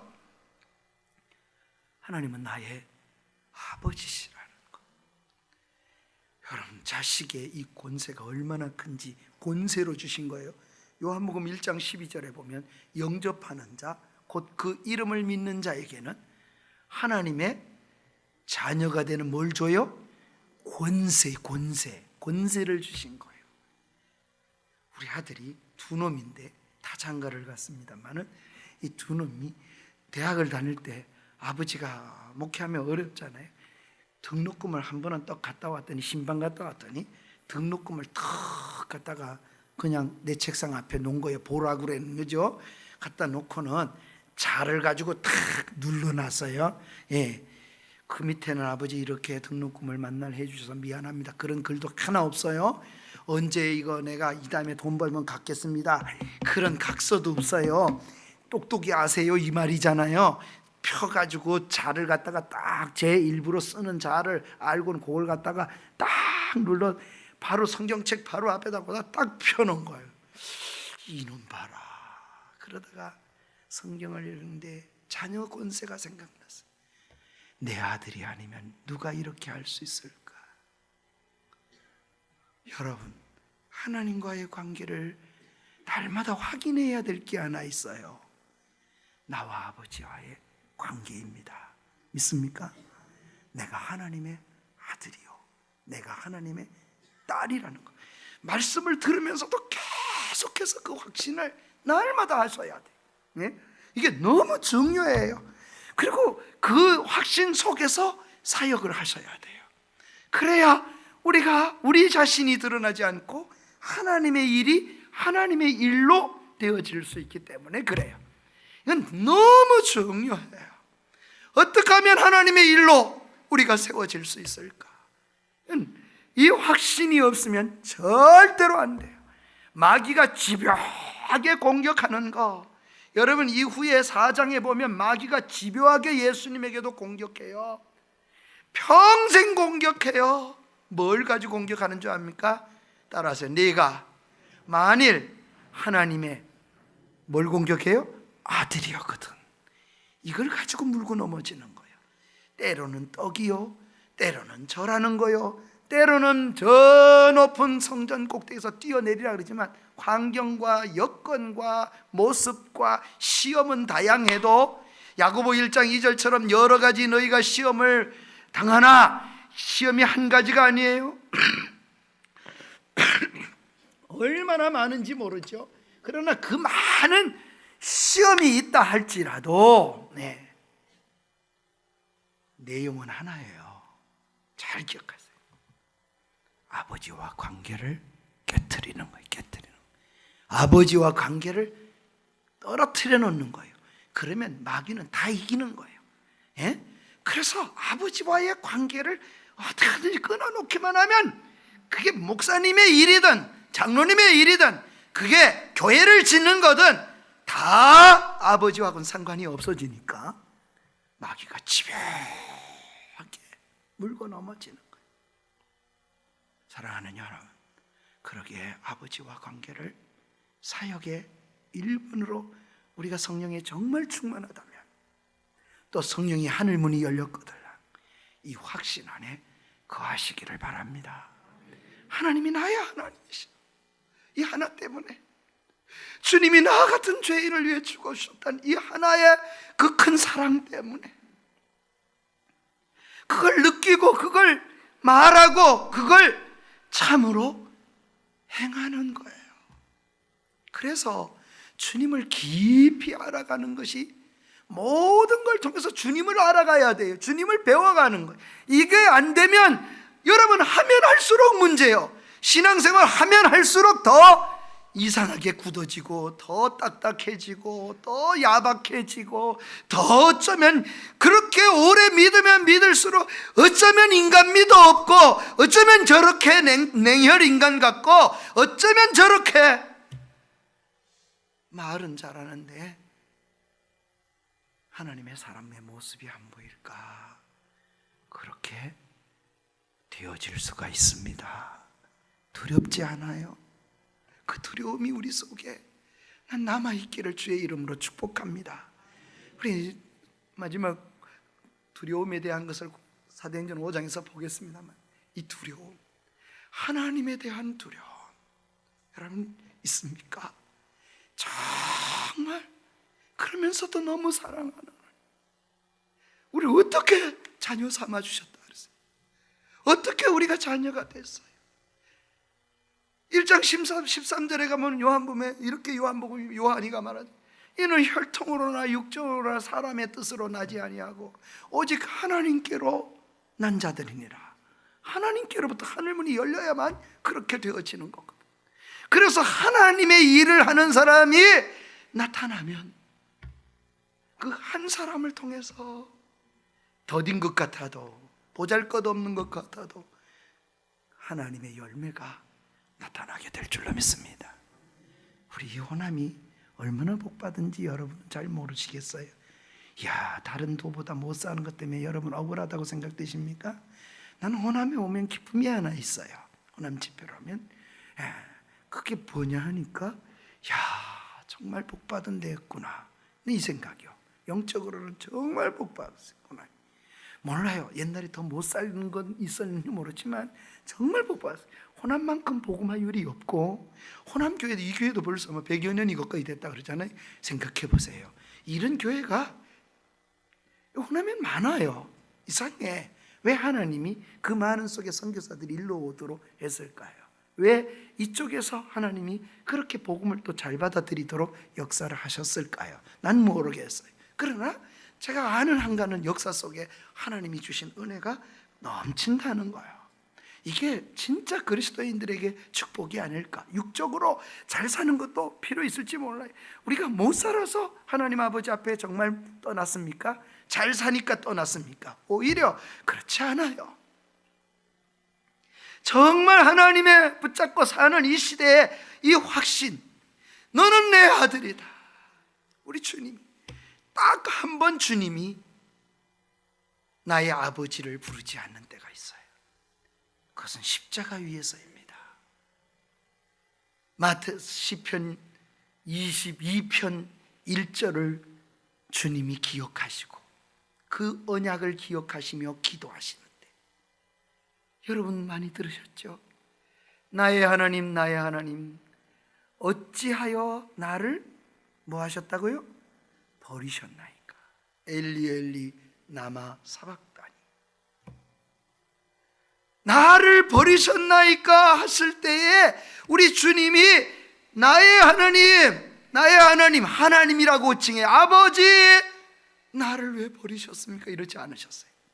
아더 핑크는 이런 얘기를 그의 글에 써놨어요. 이 순간이 우리의 죄악을 대속하시고 짊어지시고 값을 치르는 순간이었다. 죄값을 치를 아들인데도 분명히 아들인데도 불구하고 죄를 짊어졌을 땐 하나님이 얼마나 거룩하신 분인지 버려 심판하시는 거예요. 그 순간 감당하는 죄값을 치르는 순간, 나의 하나님, 나의 하나님, 어찌하여 나를 버리셨나이까. 그 다음에 다시 주님은 아버지, 내 영혼을 의탁하나이다. 아버지를 또 호칭해. 그러니까 우리 주님이 십자가에서 죄를 담당하셨을 때, 그때 외에는, 하나님과 끊어지는 순간 외에는 다 아버지라고 부릅니다.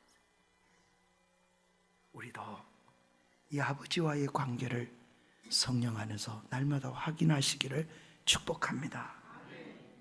또 하나 확신할 게 있어요. 두 번째로는 이렇게 말합니다. 내 사랑하는 아들이라 내가 너를 기뻐하느니라. 뭔 말일까요? 하나는 아버지와의 관계라면, 두 번째 내가 너가 지금 하고자 하는 이 일, 이 사역 관계를 기뻐하는. 그러니까 하나님은 우리 자신이 바쳐져야 그 다음에 하나님이 그 모든 것이 바쳐지는 줄 믿습니다. 아벨과 그 예물은 연락하셨으나 가인과 그 예물은 연락하지 않으시더라. 아벨이 연락이 되니까 그 예물이 연락이 된 겁니다. 믿습니까? 가인이 연락되지 않으니까 가인이 드리는 그 어떤 것도 연락이 되지 않아요. 중요한 것은 우리가 하나님 앞에 연락되어져야 비로소 연락이 되어지는 거예요. 하나님이 우리를 들어쓰실 때 그렇게 들어쓰시는 거예요. 사역의 일에. 그래서 집사님이 되셨든 권사님이 되셨든 장로님이 되셨든 제일 먼저 올라와서 아버지, 나의 아버지, 여러분 이 하나님과 관계를 확인해 보십시오. 얼마나 감사해요. 아들 권세 가지고 하나님 나라에 가는 겁니다. 그 권세 가지고. 아들이요, 내 아들이 공부 1등 했기 때문에 내 아들이 아니에요. 다른 아이가 1등 했더라도 그가 내 아들이 될 수 있는 건 아니에요. 말을 잘 듣고 착해서 내 아들이 된 것도 아니에요. 그냥 내게서 났기 때문에 내 아들이에요. 믿습니까? 하나님이 우리를 받을 때도 그렇게 받으시는 거예요. 하나님 나라는 누가 들어가냐? 하나님의 아들, 딸들이 들어가는 줄 믿습니다. 제가 어느 날 신방 갔다 왔더니 우리 아들놈이요 왔는데 그 방문이 그 철문이 아니었고 베니아판으로 이렇게 된 문이었어요. 그런데 보니까 문이 안에 발로 차가지고 이렇게 깨졌더라고. 근데 이놈이 초등학교 다닐 때 학교를 갔다가 오니 집에 왔는데 문이 안 열리는 거야. 아무리 두드려 배를 눌러도 안 되니까 문 열어! 문 열어! 그리고 발로 차가지고 그 문이 그 합판이 다 깨졌어요. 그걸 이러 보면서 그럴 수 있지. 아들이니까. 뭔 그렇게 대단한 권세입니까? 그런다고 문 안 연다고 그렇게 발로 차가지고 문이 다 깨질 정도로 합판이 다 찢어질 만큼 그렇게 권세가 있을까요? 그렇습니다. 우리에게 주신 권세예요. 여러분 기도 많이 하기 때문에 마귀가 도망갈까요? 맞다고 생각할 수도 있지만 아니요, 그렇지 않아요. 하나님의 권세 때문에 여러분 이기는 줄 믿으시기 바랍니다. 마귀를 여러분의 힘으로 이겨낼 재간이 없어요. 제 힘으로도 이겨낼 재간이 없어요. 오늘도 차 끌고 오셨지요. 오다 보니까 경찰이 하나 서 있어요. 봉을 들더니 옆으로 대려는 거예요. 여러분 안 될 수 있습니까? 도망가면 어떻게 되는 줄 아세요? 미국에서는 총 꺼내요. 예? 대반 총 꺼내요. 서면 그렇죠. 그러니까 운전석에서도 딱 핸들 짚고 있어야 돼. 핸들 놓고 있으면 손이 여기 가, 경찰이. 미국에서는 그래요, 실제로. 나 여러 번 봤어요. 그러니까 문 열고 나가면 안 돼. 운전석에 있다가 경찰이 온다, 우리는 뭐 좀 봐달라고 내리잖아요. 내리면 안 돼요, 미국에서는. 그냥 있어야 돼. 아마 총 여기서 올 때, 걸어올 때 옆에를 이렇게 만지며 오잖아요. 거드름 피우는 것 같죠? 그렇게 와서 깜빡이 뭐 면허증 내놔라, 그리고 등록증 내놔라. 깜빡이 하나 끄는데 우리 뭐 그 깜빡이 하나가 제가 저 시애틀에서부터 네바다를 다 운전해가지고 지나가는데 깜빡이가 하나 꺼졌는지를 몰랐어요. 그랬는데 그 꺼졌다고 경찰이 세운 거예요. 그리고는 그걸 갈고 네바다주 경찰로 그걸 갈아서 깜빡이 등이 다 들어왔다는 거를 그 경찰서로 주가 다른데도 통보를 해야 된대요. 하라는 거예요. 딱지를 띄주면서 그래 하라. 이야, 우리는 경찰 막으면 막 이게 무슨 나라인지는 잘 모르겠어. 그런데 미국은 어림도 없습니다. 그러니 법이 살아있죠. 대라면 대야 돼요. 저나 나나 뭐가 달라요? 뭐가 달라요? 눈이 있고 코 있고 그놈이나 나나 뭐가 달라요? 예? 생각해 보세요. 그런데 여러분 왜 씁니까?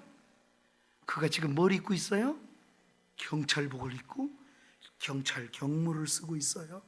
그리고 지시봉되는 거예요. 뭐가 주어져 있어요? 나라의 권세가 그에게 지금 와 있는 겁니다. 그래서 가짜인데도 겁이 나서도 가짜 경찰한테도 쏘갔다 그러면서도 가잖아. 왜 그렇습니까? 그에게 부여한, 국가가 부여한 권세가 있는 줄 믿으시기 바랍니다. 그 권세 때문에 말 듣는 거예요. 동일한 원리가 있어요. 마귀가 우리 때문이 아니에요. 주 예수 그리스도로 하나님의 자녀되는 권세를 우리에게 주셨어요. 그래서 우리가 마귀에게 명하는 거예요. 내 힘이 아니요, 내가 기도 많이 했기 때문에 영역이 많아서 명하는 게 아니에요. 마귀는 그것 두려워하지 않아요. 죄 짓지 않았던 아담 하와도 안 두려워했는데 뭐 그렇게 두렵겠습니까? 죄진 기도 많지 의롭게 산 기 많겠어요? 달아봐도. 그러나 우리가 하나님의 아들의 권세를 가지고 명하면 마귀는 떨게 돼 있습니다. 우리를 보는 게 아니고 주 예수 그리스도의 능력을 보기 때문에, 하나님의 능력을 보기 때문에 우리가 이렇게 이기는 겁니다. 그래서 믿음으로 시작하고 믿음으로 진행하고 믿음으로 우리 인생이 끝나는 거예요. 믿습니까? 이게 우리 믿음의 생활이에요. 그래서 여전히 행위를 가지면서도 믿음으로 바라보는 거예요. 사랑하는 여러분, 우리 모두가 믿음으로 서야 되는 거예요. 성령의 충만한, 예수님도 성령이 임하셨어요. 성령이 임하셨기 때문에 성령 충만함인 거예요. 바로 이 사건하고 여러분 4장 1절을 우리 한번 넘어가서 볼까요? 네, 어떻게 설명하고 있나? 4장 1절을 같이 한번 읽습니다. 시작.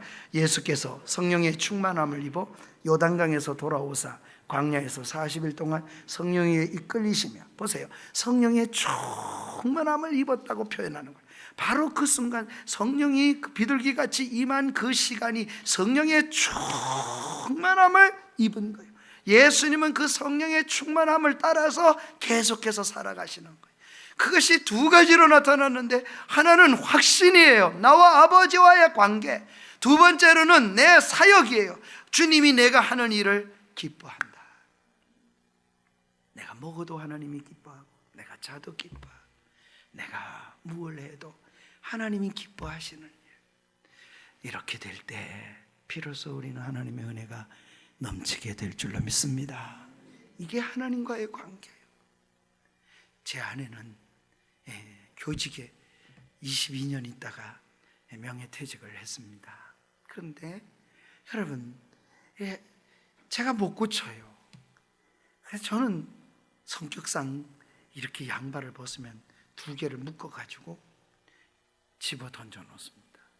그런데 우리 집 사람은 양발이에요. 어떨 때는 저기 하나, 저쪽 구석에 하나. 그래, 맨날 내가 주워다가 잔소리를 얼마나 했겠어요. 왜 이렇게 합니까? 그러면 여기다 넣어놓으면 편하잖아요. 빨래 거다 통에다 넣어놓는데, 여자가 왜 이래요? 그게 여자하고 뭔 상관이 있냐는 거예요. 예? 치약도 저는 밑에서부터 다 이래 놓으면 우리 집 사람은 중간을 쿡 짜네. 또 밑에서부터 이러면 또 왜 이렇게 그냥 자유분방한 것 같지만 그래요. 그런데 여러분, 그리스도 안에서 우리가 정말 바라보고 오랫동안 살다 보니까 이젠 그게 하나도 이상하지 않아요. 그게 문제될 게 없잖아요. 제가 지금 여기서 흉 본다 그래도 얘기해도 괜찮아요. 우리 교회에서 그렇게 흉을 봤어요. 그러니 어떤 권사님이 오셔서 그래요. 목사님, 큰일 날 짓 하셨어요. 집에 가가지고 사모님하고 얼마나 대판 싸우려고 그렇게 공개망신을 다 시키고 그러면 됩니까? 그런데 제가 웃었지요. 그러나 한 가지 죄는 있어요. 만약에 제가 아내의 그 얘기를 내가 예를 들기 위해서 그렇게 했는데 집에 돌아가가지고 여보, 딱 말이 아마 여보 이렇게 소리가 언성이 올라갔다.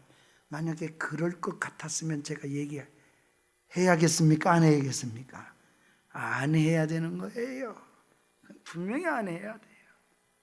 망신 주려고 그러는 거 아니라는 것도 알고 있고, 관계가 형성이 되면 아무 문제가 없어요. 권사님 괜찮습니다. 내가 웃으며 그랬지만 사실 괜찮아요. 아무 문제가 없어요. 우리 남편은 이런 남편이야. 그리고 그 부분이 분명히 서 있으니까 흉을 하는 것이 흉을 하기 위해서 하는 게 아니라는 것도 알고 있고, 또 그게 사실이 나쁜 것도 아니고 다 인정이 되는 것이 뭐가 문제이겠습니까? 중요한 것은 관계가. 수십 년 살았어 부부하고. 나는 어느 날 친방을 갔는데 저 인간이래. 남편 보고 저 인간이라 그래. 깜짝 놀래. 못 살겠습니다. 목사님, 난 이혼해야 돼. 아니, 이혼하면 이혼하든지 왜 목사를 불러놓고 신방을 하고 또 이혼을 하겠다 그러는지 어쩌라는 거예요. 제가 그래서 생각하다가 저렇게 몇십 년을 살고도 그럴 수 있겠구나 생각도 해봤어요. 도무지 모르겠다는 거예요. 알지? 자식은 4명이나 낳아가지고 길렀는데도 모르겠대. 그렇게 몇십 년을 살고도 모르겠대요. 여러분, 무엇이 없지요? 교감이 없어요. 아무도 교감이 없는 거예요. 부부도 생뚱맞은 것 같을 수 있어요. 신앙생활은 그렇게 아닙니다. 동행하셔야 돼요. 주님과 함께 동행을 통해서 이뤄내시기를 축복합니다. 그래서 억지가 아니에요. 뭐 기적 일으키려고 자꾸 그쪽으로 쫓아가거든, 그런 것도 아니에요. 필요하면 하나님이 때에 맞게 주실 줄 믿습니다. 가는 길에 하나님께서 필요하면 주시고, 필요하면 걷어가시기도 하시고, 하나님의 일 때문에 그렇게 될 줄로 믿으시기 바랍니다. 성령의 충만함과 기도는 떼어놓을 수가 없습니다. 성령의 충만할 때 이끌림을 받지 않을 수가 없어요. 성령이 충만해지면 반드시 사명이 오는데, 첫째는 하나님과 관계가 회복이 되고 내 사랑하는 아들이라. 두 번째로는 네가 하는 일 내가 기뻐하노라. 이 두 가지가 예수님의 사역의 결정체입니다. 따라서 우리도 그렇게 하나님 앞에 세워져야 될 줄로 믿습니다. 말씀을 기억하며 263장 우리 찬송가 드리겠습니다. 이 세상 험하고, 우리 한번 기도하고 마쳐야겠는데, 나 비록 약하나. 우리 얼마나 연약한 존재입니까? 목사가 이렇게 설교를 하지만 제 자신이 얼마나 믿음 없는 걸 날마다 느끼거든요. 오늘 늘 기도에 힘쓰면, 그래서 우리가 기도하는 거예요. 내가 기도하는 사람에게 나타나는 역사가 있는데, 내가 하는 게 아니고 하나님의 능력이 이렇게 이루는구나. 기도한 사람은 그렇게 돼요. 그게 하나님의 역사였구나를 알게 만들어 주시거든요. 그러니 얼마나 큰 능력이에요. 우리 263장 뜻을 생각하며 함께 드리겠습니다.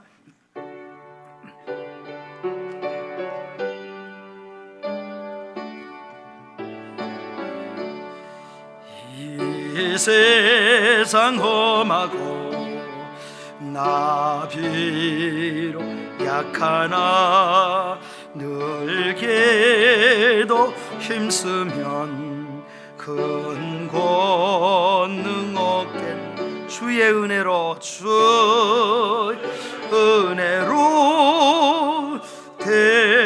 대속받아서 피와 같이 붉은 죄 눈같이 희겠네.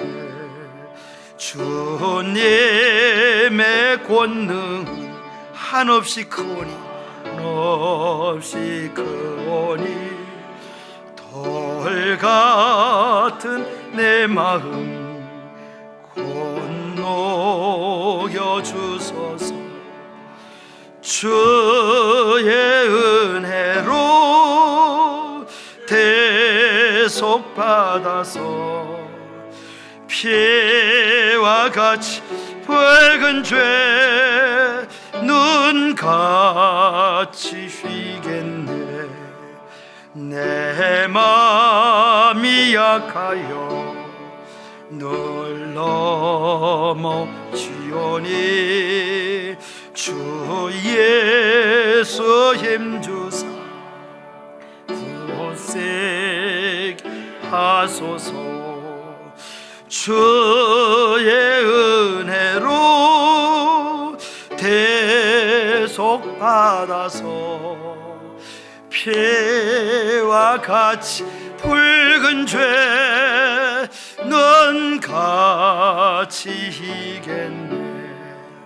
죄 사함 받은 후 새 사람 되어서 주 앞에 서는 날 늘 찬송하겠네.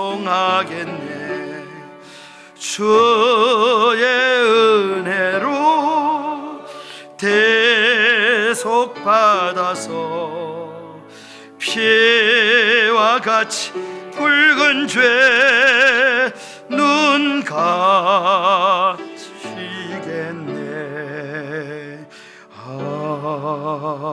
아멘. 우리 다 같이 머리 숙여서 하나님 아버지 앞에 다시금 말씀을 가슴에 담고 기도합시다. 우리가 얼마나 연약한 존재입니까? 우리가 얼마나 부족한 존재입니까? 우리가 결심을 못해서 말씀 듣고 행하지를 못할까요? 그렇지 않습니다. 수없이 결심하고 수없이 은혜를 받아도 우리는 걸어갈 능력이 없습니다. 그래서 성령께서 우리에게 오시면 기도의 자리로 초대하는 거예요. 그래서 네가 하는 게 아니고 주의 힘으로 하는 거다. 우리 자신도 그렇게 알게 하시고 또 그게 하나님께 영광이 되도록 하나님은 하시는 겁니다. 이걸 알아야 이 원리 속에 우리가 믿음 생활하는 겁니다. 그래야 교회의 가시가 되지 않아요. 그래야 믿음의 일을 하고 주님 앞에 상급이 되어요. 이래야 감동이 돼요. 그 감동이 모든 사람에게 역시 또 살려내요.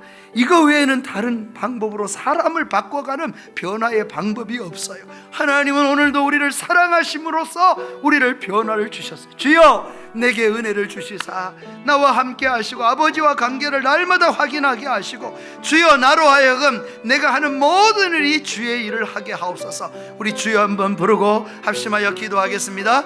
주여, 거룩하신 우리 아버지 하나님, 이 시간에 기도합니다.